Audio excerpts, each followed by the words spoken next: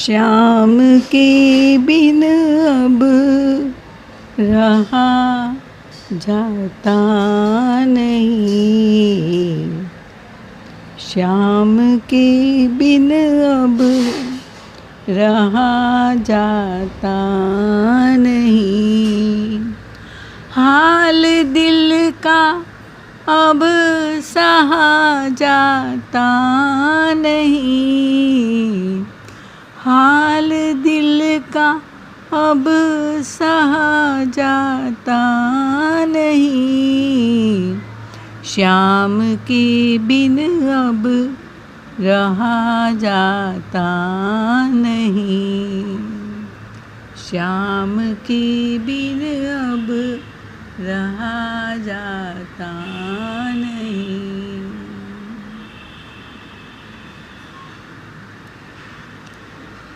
आज मैं श्रृंगार मोहिनी कुंज में थोड़ी जल्दी पहुंच गई और सबकी मदद करने लगी। मेरी और प्रियतम की आंख मिल गई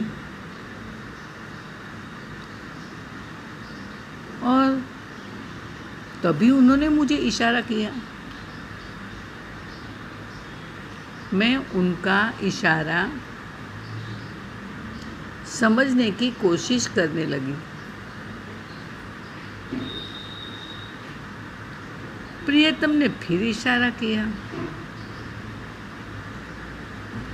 ये इशारा राधाजू ने देख लिया तो तुरंत बोली, ये क्या हो रहा है? मैंने कहा कुछ नहीं कुछ नहीं।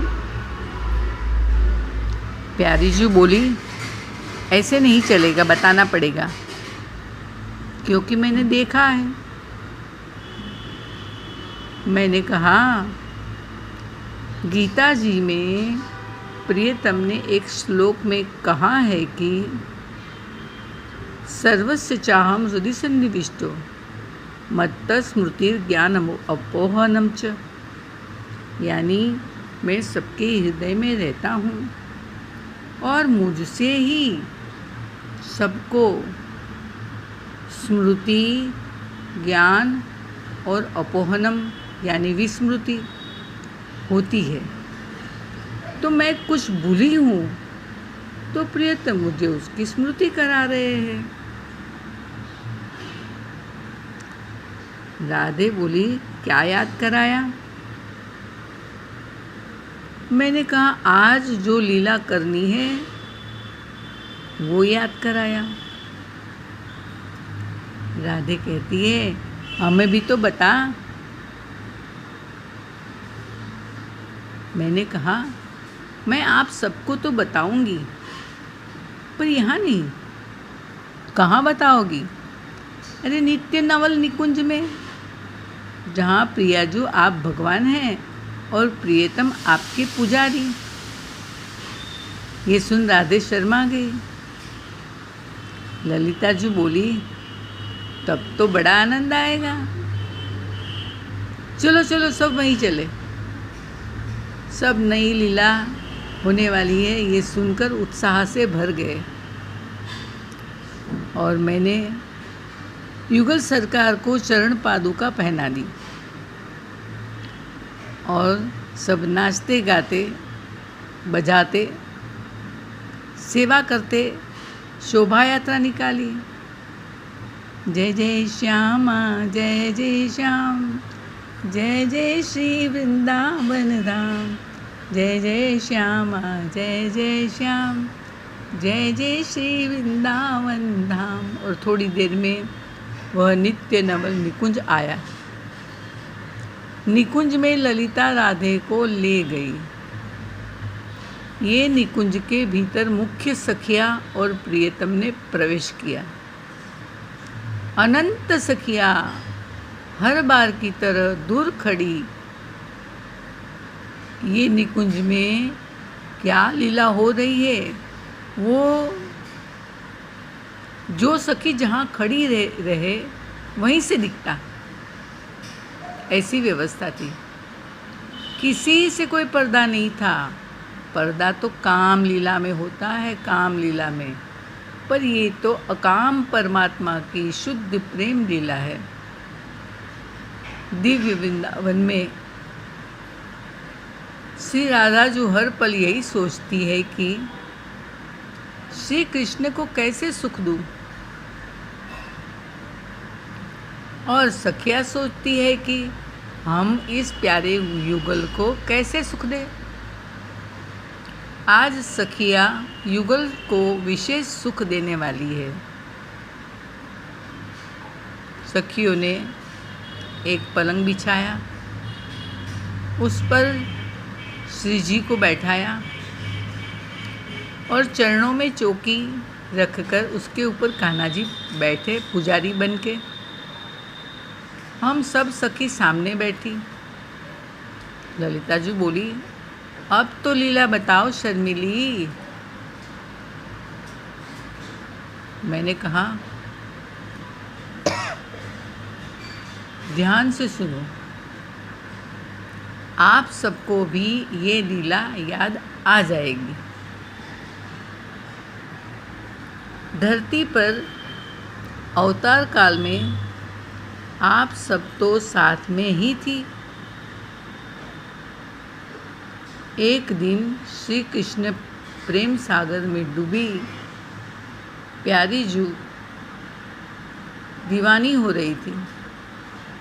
श्याम के बिन अब रहा जाता नहीं, श्याम के बिन अब रहा जाता नहीं, श्याम के बिन अब रहा जाता नहीं। और ये ऐसे डूबते उनके हृदय में एक नवीन उत्कंठा हुई।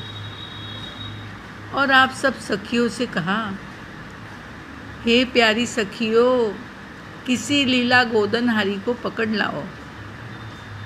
विशाखा बोली, हाँ हाँ हाँ हाँ, मुझे याद आ गया। मैंने पूछा था कहाँ और क्या गुंदवाओगी। तब प्रियाजू बोली, मैं अपने एक एक श्री अंग पे प्रियतम का नाम लिखवाऊंगी।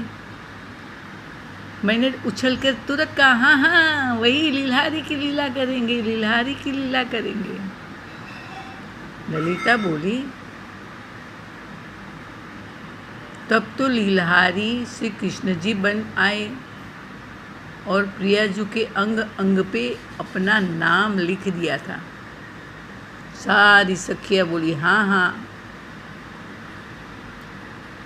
ललिता जी कहती है कि अब क्या और कहाँ लिखेंगे।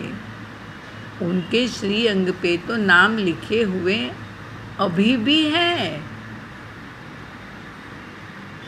मैं कुछ विशेष मटकते हुए बोली, तब नाम लिखा, अब उसी अंग पे लिखे नाम पे प्रियतम चूमेंगे। ये सुनते क्षण भर सब सुन्न हो गए।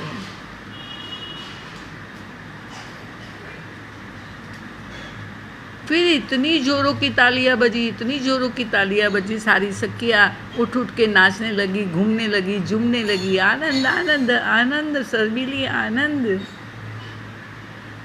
मुझे उठा लिया और मुझे उठा के भी नाचने लगी। श्याम ने भी मुझे इशारे से खुशी व्यक्त की। ललिता बोली, कैसे लीला शुरू होगी। मैंने कहा, पहले आप प्रियतम को लीलहारी सखी बनाओ, मैं गीत गाऊंगी और लीलहारी अंग अंग के नाम आते उस नाम को चूमेगी। राधा जी ने तो शर्म के मारे अंजलि से मुख ढांक रखा था और मुख ही नहीं उठा रही थी। और मैंने गाना शुरू किया। सखियाँ सब प्रियतम को सजाने लगी। श्री राधा से मिलन को कियो कृष्ण विचार, बंसी मुकुट छिपाए के धरो रूप लीलहार। बनी गए नंद लाल लीलहारी, की लीला गुदवाए लियो प्यारी। गुदवाइल ओ प्यारी के लीला गुदवाइल ओ प्यारी, बनी गए नंद लाल लीलहारी, लीला गुदवाइल ओ प्यारी। लहंगा पहनी ओढ़ सिर सारी रे, अंगिया पैरी जामे जड़ी किनारी रे। शीश पे शीश फूल बहना, लगाई लियो काजर दो नैना, पहन लियो नक्सिक सो गहना। नक्सिक गहनों पहरी के कर सोला श्रृंगार, बलिहारी वा नंद की सो बन गए नर से नार, बन गए नर से नार की झोली कंधा पे डारी, बन गए नंद लाल लीलहारी के लीला गुदवाइल ओ प्यारी। महलन श्री विषभानु के दई आवाज लगाए, नंद गाम लीलहार में को लीला ले उगुदाए, लीला ले उगुदाए सखी मैं हूँ गोदनहारी, बन गए नंद लाल लीलहारी के लीला गुदवाइल ओ प्यारी, बन गए नंद लाल लीलहारी की लीला गुदवाइल ओ प्यारी। राधिका ने सुना कि कोई लीलाहारी आई है। ललिता से कहा जाओ उस लीला गोदनहारी को बुलाओ, जल्दी से बुला के लाओ सखी, मुझसे अब रहा नहीं जाता।